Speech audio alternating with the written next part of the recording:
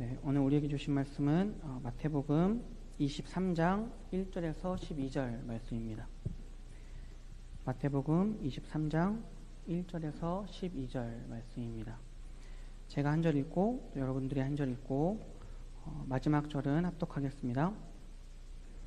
이에 예수께서 무리와 제자들에게 말씀하여 이르시되 그러므로 무엇이든지 그들이 말하는 바는 행하고 지키되 그들이 하는 행위는 본받지 말라. 그들은 말만 하고 행하지 아니하며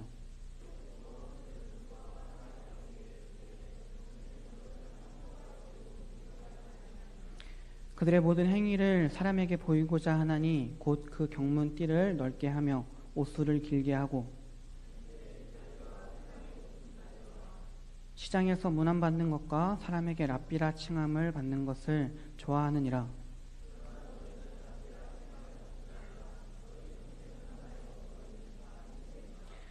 땅에 있는 자를 아버지라 하지 말라. 너희의 아버지는 한 분이시니 곧 하늘에 계신 이시니라.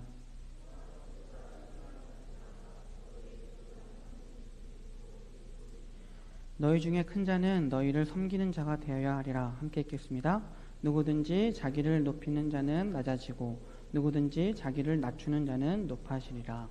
아멘.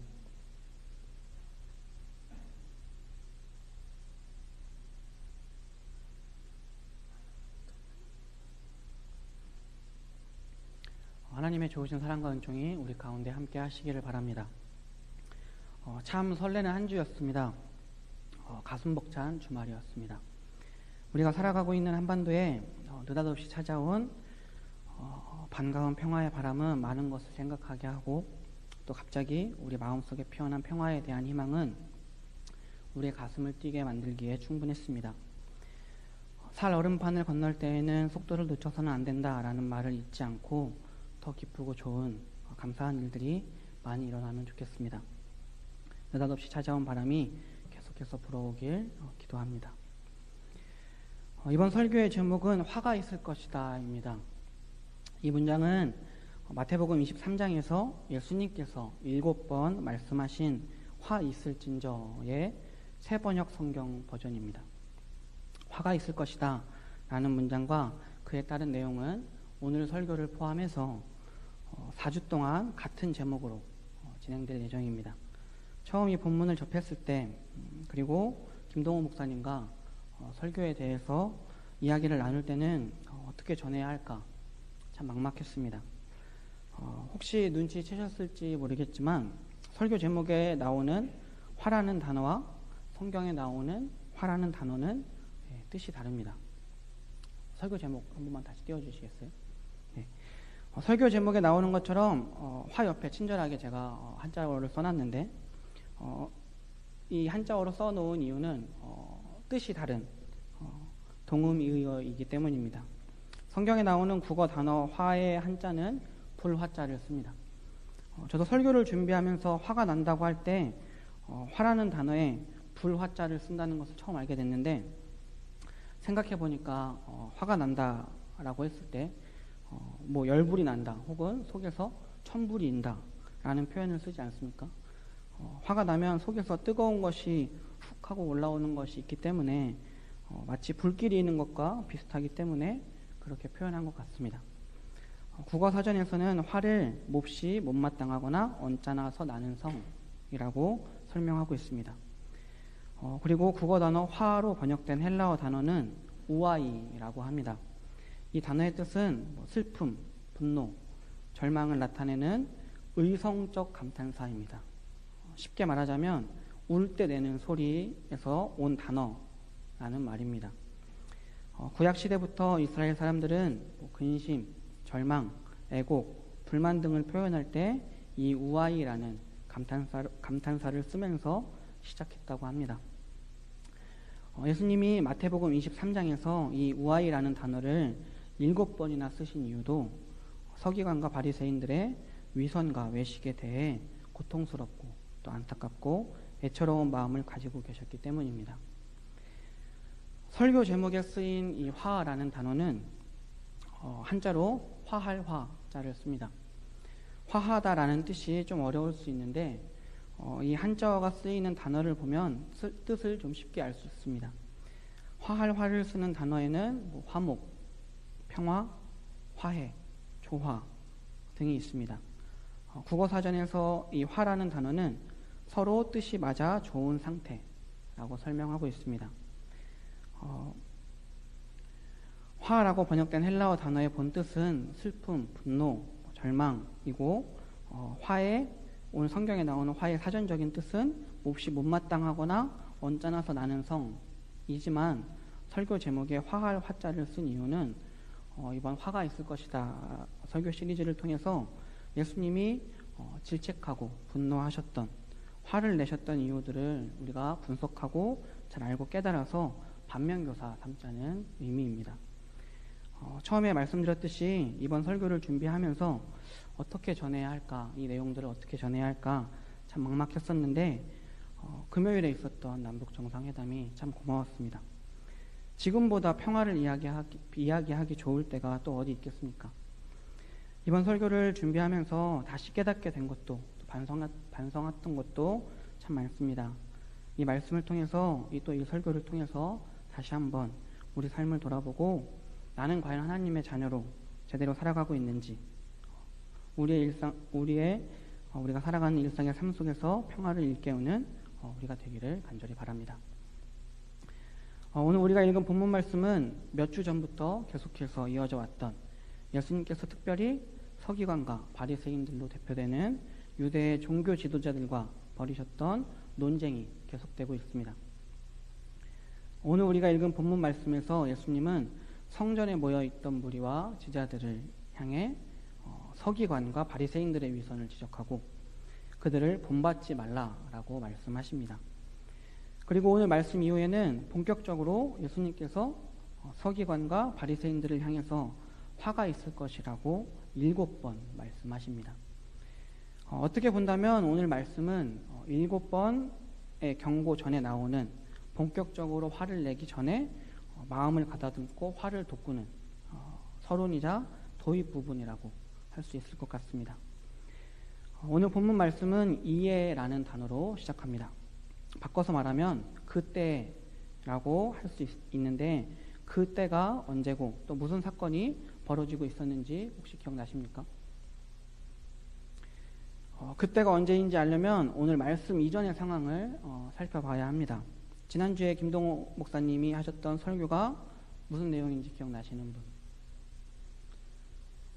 지난주 설교는 그리스도의 신분 논쟁에 관한 이야기였습니다. 지난주 본문에서 예수님의 말씀이 끝나자 그 자리에 있었던 바리새인들은 예수님의 논리적인 질문과 답변에 한마디도 할 수가 없었습니다. 그 조용한 때에, 정적이 흐르는 그때에 오늘 본문 말씀이 시작이 됩니다. 제가 별것 아닌 것 같은 일을 이렇게 짚고 넘어가는 이유는 별것이기 때문입니다. 서기관은 하나님의 말씀을 옮겨 적는 전문적인 필사자였습니다. 서기관들 대부분이 바리새인들이었고 바리새인들은 율법과 장로들의 전통의 모든 세세한 규정을 준수하겠다고 서원한 사람들이었습니다. 오늘 본문 말씀 2절에서 예수님이 말씀하신 모세의 자리라는 것은 율법을 해석하고 가르치는 자리, 모세처럼 입법자와 재판자의 자격으로 백성들 앞에 나서는 지도자의 자리를 가리킵니다. 즉 서기관과 바리새인들은 율법의 전문가들이었습니다.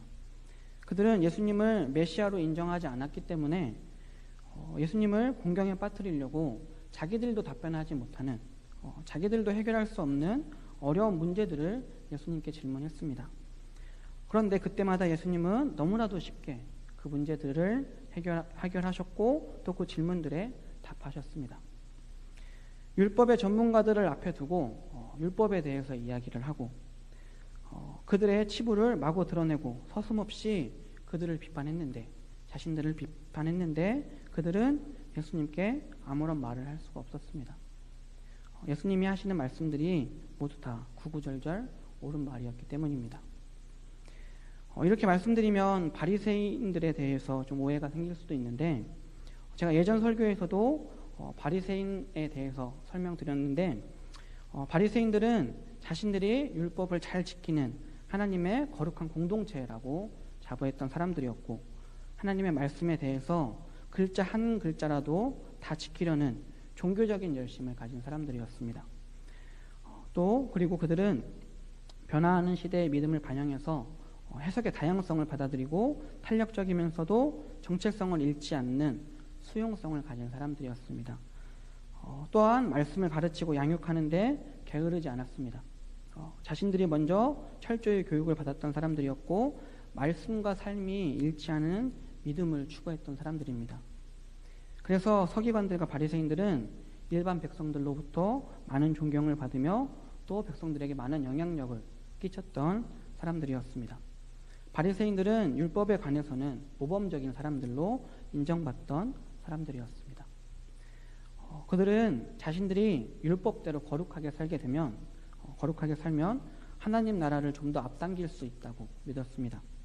그래서 토라, 오경에 나오는 모든 율법 계명들을 더욱 잘 지키기 위해서 그 율법들의 부수조항, 보조 율법들을 만들어냈습니다.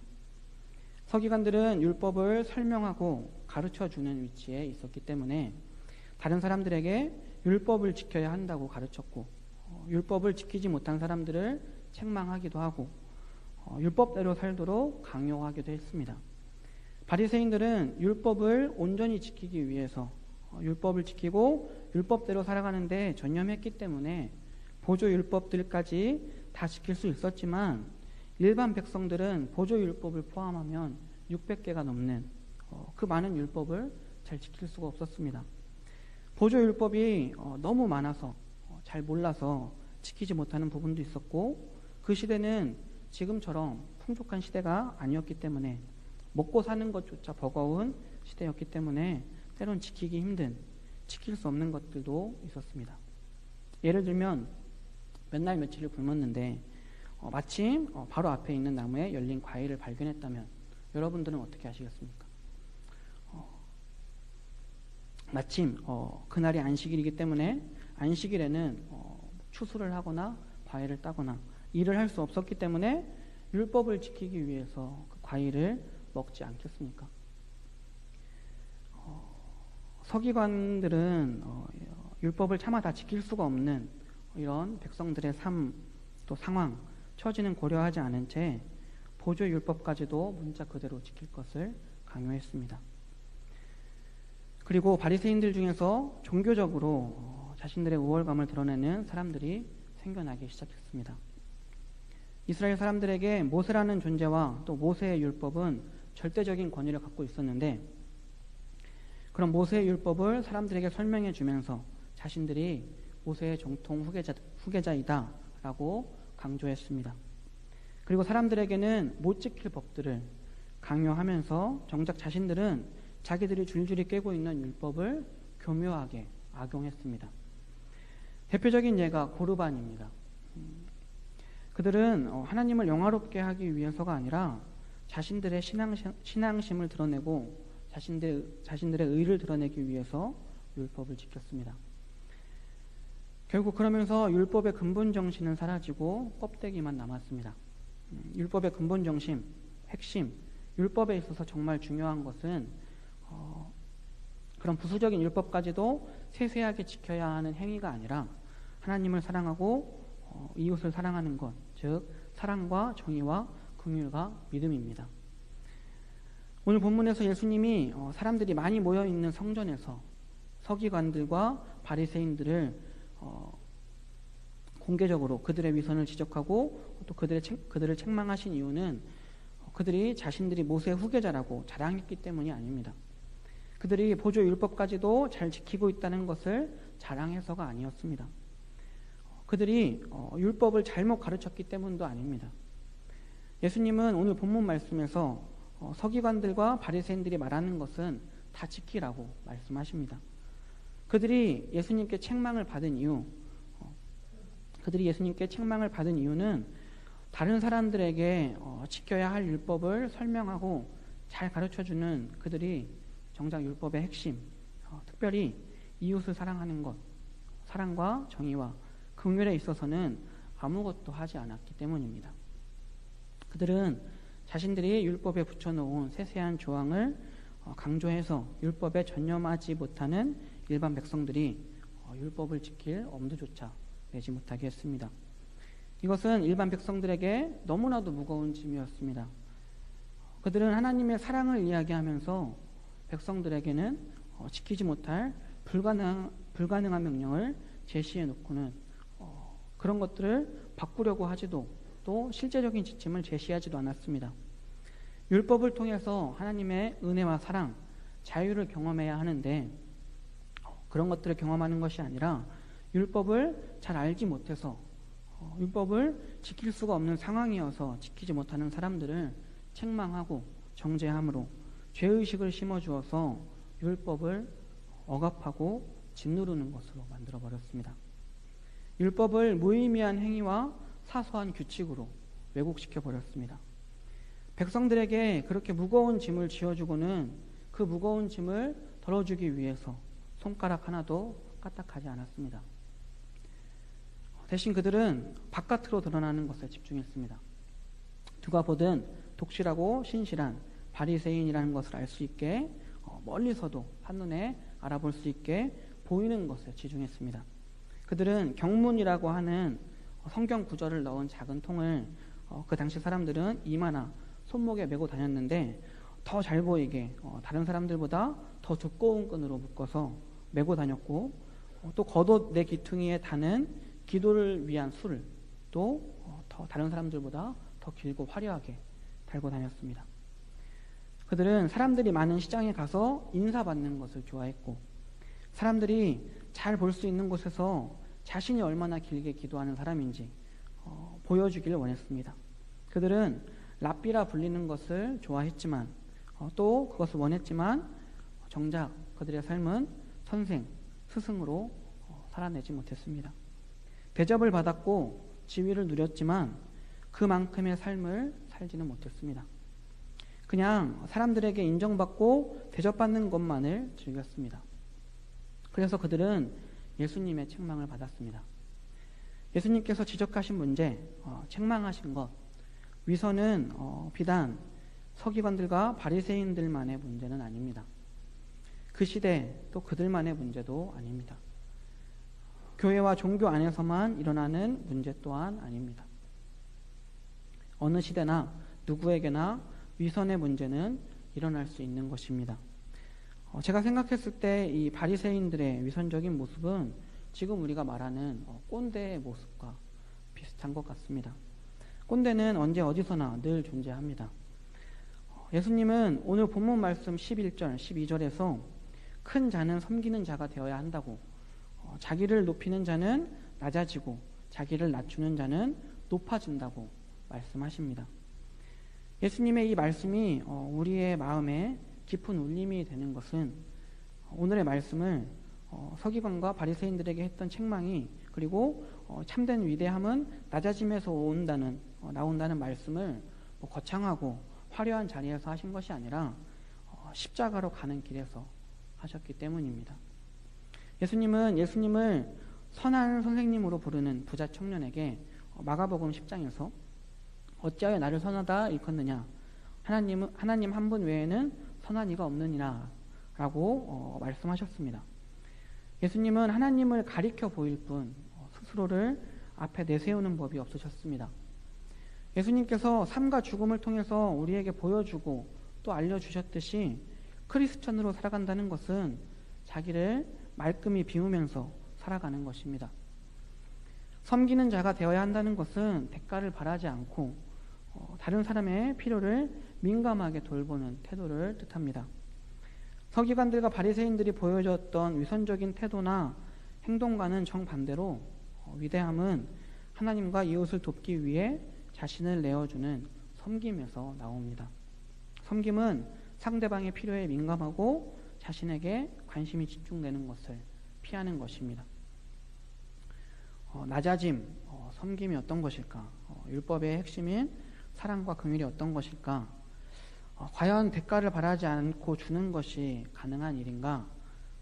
생각하다가 두 조카들이 생각났습니다. 저에게는 조카가 2명 있습니다. 제 아이가 있었다면 뭐 더 깊고 진한 감정을 느꼈겠지만 제 두 조카들도 너무 예뻐서 그동안 제가 모아두었던 고가의 레고들이 막 박살나고 제가 모아둔 보물들을 말없이 가져가거나 뭐 고장을 내도 바로 용서할 수는 없었지만 용서하고 이해할 수 있었습니다.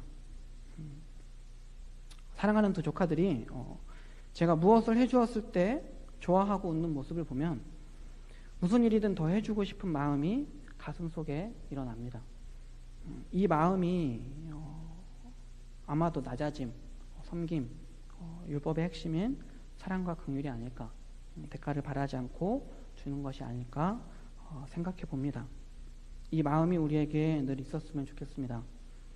내 가족, 내 친구들, 뭐 내가 좋아하는 사람들에게만 이런 마음이 있는 것이 아니라 누구에게나 이런 마음을 가지고 살아가는 우리이길 바랍니다. 된 사람의 특징은 세 가지로 말할 수 있습니다. 남의 잘못을 너그럽게 감싸 안고 자신에 대한 비판은 자성의 기회로 삼는 사람, 누구를 대하든 공경스러운 마음으로 대하는 사람, 다른 이들의 아픔을 함께 아파하는 영적인 예민함을 가진 사람. 예수님은 바로 그런 분이셨습니다. 우리가 예수님을 믿는다는 것은 예수적인 존재가 되겠다는 것, 예수님처럼 살겠다는 것입니다. 예수님은 늘 자기를 낮추고 지우셨습니다. 낮추고 또 낮추는 자기를 지우고 또 지우는 우리가 되기를 바랍니다. 예수님이 그러셨던 것처럼 함부로 가르치려 하지 않고 삶으로 가리켜 보이는 우리가 되기를 정말 간절히 바랍니다. 어제보다 더 나은 오늘을 위해서, 오늘보다 더 나은 내일을 위해서, 아직 20대, 30대인 우리는 좀 젊어서 와닿는 이야기는 아니겠지만 우리 다음 세대를 위해서는 우리가 살아가는 환경과 상황을 조금씩 바꿔가야 합니다. 우리가 살아가는 세상을 사람 사는 세상, 상식이 통하고 살맛 나는 세상, 평화의 세상, 우리 안에 있는 하나님의 형상이 회복된 샬롬의 세상으로 만들려면 우리가 먼저 낮아져야 합니다. 그렇게 조금씩 우리에게 있는 다른 사람들에게 대접받고 싶고 높은 자리에 있고 싶고 많은 것을 누리는 지위에 올라가고 싶은 모습들, 꼰대의 모습들을 지워가고 위선의 모습들을 없애가다 보면 또 그 자리를, 그 모습들이 지워진 자리를 나보다는 남을 배려하고 고통으로 신음하는 이웃들의 소리에 귀를 기울이고 낮은 곳에서 이웃들을 섬기는, 함께 웃고 함께 우는 사랑의 모습들로 채워가다 보면 우리가 사는 이 시간과 세상에 평화가 올 것이고 우리의 삶이 하나님 나라가 될 것입니다. 평화의 바람이 불어와서 많은 것들을 바꿔놓았지만 정작 우리 삶은 바뀌지 않았다고, 바뀐 것이 없다고 불평하고 딴죽을 거는 사람들도 더러 있습니다. 하지만 급작스러운 변화는 적응하기도 어렵고 오히려 좋지 않은 결과를 가져올 수도 있음을 기억하면 좋겠습니다. 지금 당장 우리의 삶에 변화가 없다고 불평하고 불만을 토로하지 않길 바랍니다. 이제부터 천천히 바꾸어가면 됩니다. 우리가 살아가는 일상의 삶 속에, 우리의 인생 속에 평화의 바람이 계속해서 불어오길 바랍니다.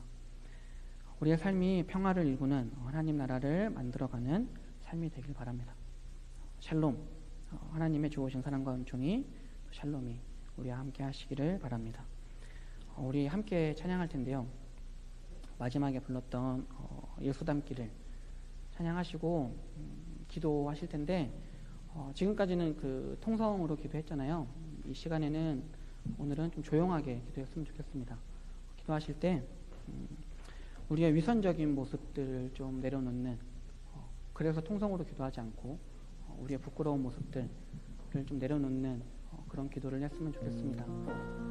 다른 사람들 앞에서 우리를 드러내고 우리의 의를 드러내는 그런 우리의 자랑했던 모습들, 위선적인 모습들을 좀 내려놓는 시간이었으면 좋겠습니다. 우리 예수 닮기를 다 같이 찬양하겠습니다. 내 삶의 소망, 내가 바라는 한 분,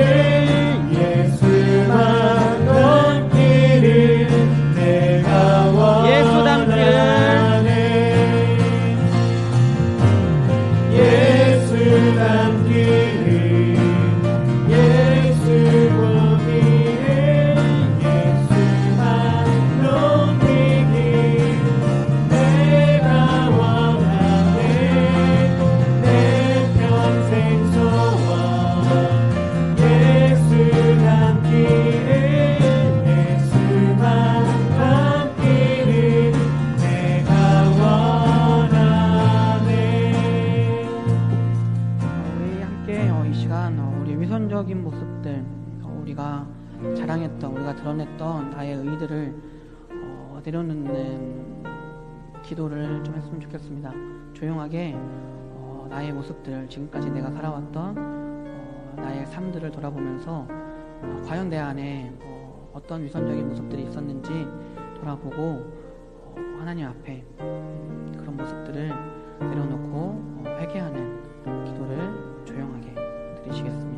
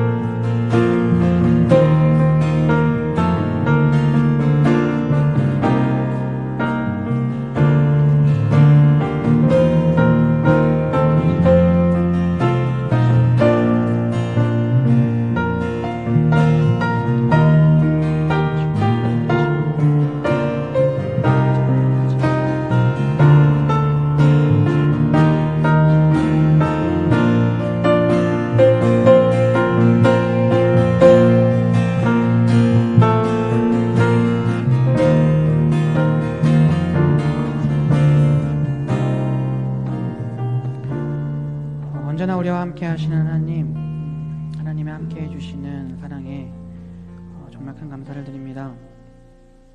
하나님의 사랑을 가르치면서 실제로는 그렇게 살지 않은 서기관들과 바리새인들의 위선적인 모습에서 우리의 모습을 발견합니다.